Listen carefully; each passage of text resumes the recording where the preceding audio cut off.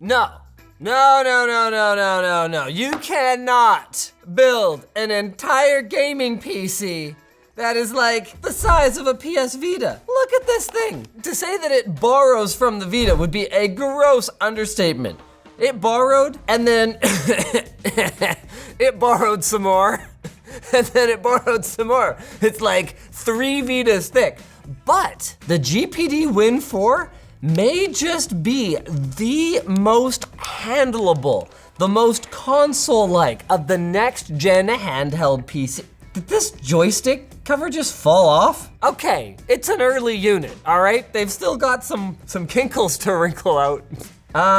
One moment, please. This thing is wild. We're talking a Ryzen 7 6800U, so that's Zen 3 Plus with RDNA 2 graphics, 16 to 32 gigs of LPDDR5 memory, up to 2 terabytes of internal NVMe storage, and among the best ergonomic experiences that I've seen to date. Oh, and did I mention it's got USB 4 with GPD actually advertising eGPU compatibility? Wait, you could hook an external graphics card up to this? Okay, let's see what they've got for accessories. 65 watts. I was gonna get there. I'm sitting here doing the math for how many watts this is, volts times amp. It says right here, 65 watt charger. Type C to Type C, so we've got a Type C cable. But that is not the main event. Oh, wow. Man, I'm liking the size. Now, obviously, it doesn't have the same kind of screen size that you've got on something like a Steam Deck, right? Where you've got that massive 7-inch display. Obviously, that's a bit of a smaller screen, but it's very handleable. Like, wow, I am liking this. By default, they've got a Joy to Mouse application installed that uses the right joystick to, there we go. Move the mouse cursor around. You can use your shoulder buttons to left and right click. Actually, let's take a look at all the different buttons. So you got your ABXY here, and conveniently, GPD, they have no idea you're gonna use this for PlayStation emulation. They wouldn't think of it. Has gone and put the square, circle, X, and triangle legends in little tiny printing on the ABXY. 2 joysticks that I would describe as somewhere in between a mobile-only joystick like you'd find on something like the Switch and the full-fat joysticks that you'd find on something like a Steam Deck. They definitely have some work to do on making sure that the tops of them don't pop off, but they're feeling pretty good. Are these Hall Effect? Hold on, I'm gonna guess. I'm saying no, they're not. Alps 3D, so not Hall Effect. Ooh, I am really liking this D-pad. Also, by going with the lower profile joysticks, they make it quite a bit easier to access your ABXY without accidentally bumping the joysticks. That's something that I have run into on other handhelds. They've got shoulder, trigger. Oh yeah, look at that. They've got L and R3 as well. So they've got these back mounted buttons here. You've got your volume up, volume down on the top, power button. Is this RGB lighting in the shoulders? Okay, things are getting pretty cool. USB 4 Type-C connector up here. To be clear, USB 4 is not the same thing as Thunderbolt, and it takes quite a bit of firmware work on the part of the system maker to ensure that you will actually have compatibility with Thunderbolt accessories, so your mileage may vary on that. But we've also got USB-A, headphone jack, kicking some hot air out of there already. What's the TDP of this bad boy? 22 watts, I'm guessing? According to Motion Assistant, the shipping TDP is 28 watts, but it can be adjusted anywhere from 5 to 35 watts. There's a large intake at the back where we can see the fan for the cooling system, and then at the bottom, I love to see this, another Type-C port. This enables you to either have the cable coming off the bottom while you're playing and charging, or coming off the top while you're playing and charging, depending on what works better for you in the particular situation you are in. I'm also assuming that these are gonna be your start and select, or whatever that's called on. Wait, hold on. It not only has a fingerprint scanner for signing into Windows, it has one of those optical mouse things. Okay, that's pretty cool. Also, because of the screen size, you can actually tap with your thumb pretty easily. On the left, we've got a micro SD slot, and there it is, the slider for mouse mode versus gamepad mode. So we're gonna wanna flip that over when we're in a game so that it actually works as typically an X input game controller device. I actually really like GPD's approach to this compared to, like Ayaneo has their ISpace application that theoretically detects when you launch a game and just like switches automatically. In practice, it's not always perfect. Whereas this way, I can tell it, look, I wanna play a game now. It's 6 inches, 1080p, which means this thing is crazy sharp. Uses Gorilla Glass 5, and this is really cool. It is a native landscape display, which might not sound like a big deal to you, but in practice, it dramatically reduces the amount of random dinking around that you have to do when a game detects the default resolution of your display and shows up sideways. Like running your display always rotated 90 degrees does cause some problems in Windows. This is not that bright. No, I didn't crank it, but it's really not that bright. Is it OLED or something? Like, is that what I'm dealing with here? It is IPS. It's IPS, okay. Does this thing? Oh yeah, this thing, oh, that's really nice. This thing still works even when you're in controller mode, so you still have a mouse. That's pretty cool. I mean, it's not the greatest thing ever, but it's a lot better than not having it. There you go. Hey, nice. You know, these joysticks feel not bad. Like for not good joysticks. I just want to see Hall effect joysticks on everything now. Ever since that Ghillie Kit controller came through here, I'm like, oh yeah. And the upgraded Steam Deck, I'm like, oh yeah, it's good. Getting a little loud.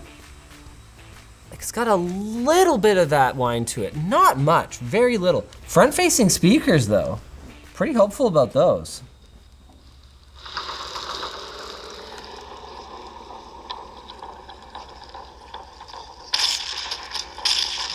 Shut up. Okay. You got my attention, GPD? Wait, I haven't even shown you guys the best gimmick. There's a full keyboard in this thing. You know what? It's kind of awesome for the ergonomics too. Okay, I should turn this down a bit. I'm at 1080p all high, playing this at like 45 to 50 frames per second. This is absolutely objectively ridiculous. GPD is really showing their experience in this space here. Oh yeah, it's got rumble. I'd like to see the display improve for release. The contrast is not amazing. I don't know, am I being unfair to the display? I mean, it's not OLED obviously, because it's not. Okay, the haptics on this thing are kind of pretty good. Okay, all right, I'm paying attention.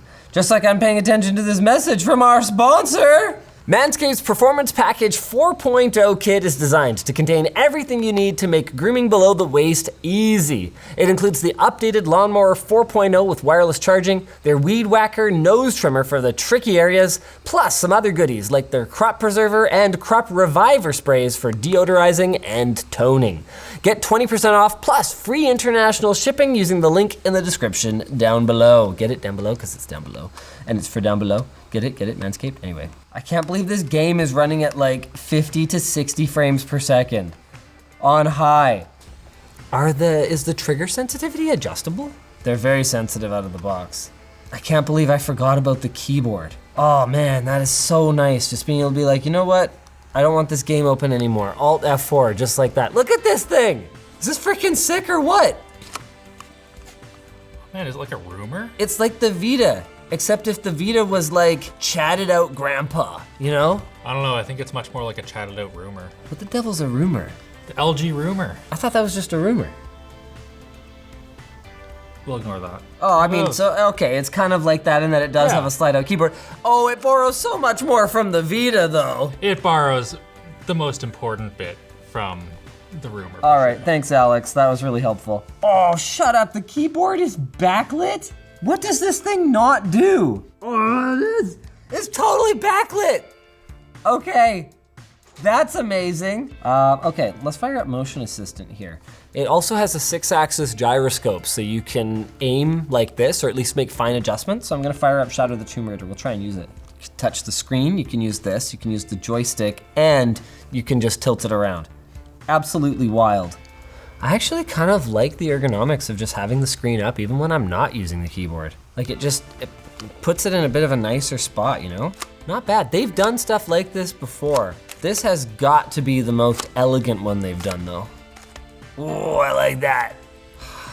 do wish there was a little more screen and a little less bezel. Since we're waiting around for this, let's talk about the hardware in here a little bit. If you're not familiar with the 6800U, it's a relatively new APU from AMD that uses the same RDNA 2 architecture for its graphics as the Steam Deck, but is actually a much fatter implementation of it with 12 compute units versus 8. So you can expect games to run quite a bit better, even if all other things were equal, but they're not. It also uses Zen 3 Plus CPU cores compared to the Steam Deck's Zen 2 CPU cores. So you may actually be able to run games at 1080p on this, like you would run games at 720p on this guy. Of course, it's coming in at a significantly higher price. Yeah, it starts higher than a top tier Steam Deck at $800, but it is significantly more powerful, does have the built-in keyboard, making it very versatile. 1% lows of around 40 FPS. That is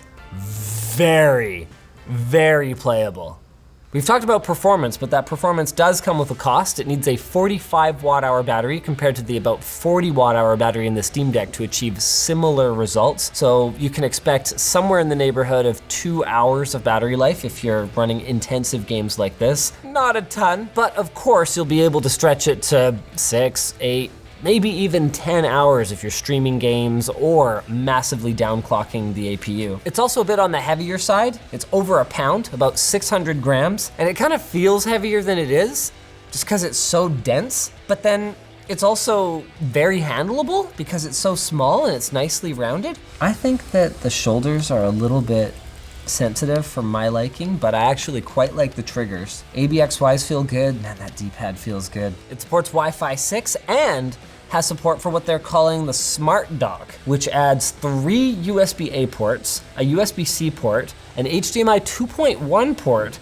and gigabit Ethernet. So that would be a competitor to something like the Steam Dock. Since it's Windows, of course, the desktop experience will be exactly like what you would expect from a Windows PC running an AMD CPU and GPU, so I would expect it to be a pretty seamless experience. I cannot believe how well games like this are running on here. Have I played around with 6800U yet? I don't think so. This thing is freaking powerful, man. 30 FPS, 1% lows? Oh, that's smooth. That's not 30 FPS average. That's 30 FPS when it dips to the lowest, slowest frames that it's generating. The speakers are loud, but they could stand to be a little bit better balanced too. I hope that's something that they can fine tune as they make their way to release. It's on Indiegogo right now, and normally we wouldn't really talk about Kickstarter or Indiegogo type products, but GPD has a pretty good track record for actually delivering what they say they're gonna deliver. And I'd like to see them tune the speakers a little bit between now and then. They're very audible though, they're loud. One thing GPD has done well in the past is make their devices pretty easy to open and change out hardware if you really want to. I mean, obviously these are very tightly integrated devices, so you don't expect to be upgrading your CPU or your GPU or anything like that, but I would expect to be able to upgrade storage, for example. There we go. There's a look at the internals. Look at this unit of a battery, all right? This thing's more battery than it is computer. That is amazing. They do have the intake right over the battery though to help keep that pack cool. Oh, very nice.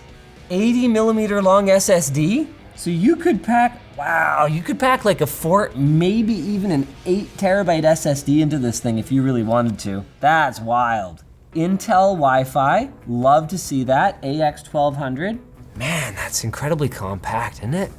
I'm playing Cyberpunk on a handheld at 1080p.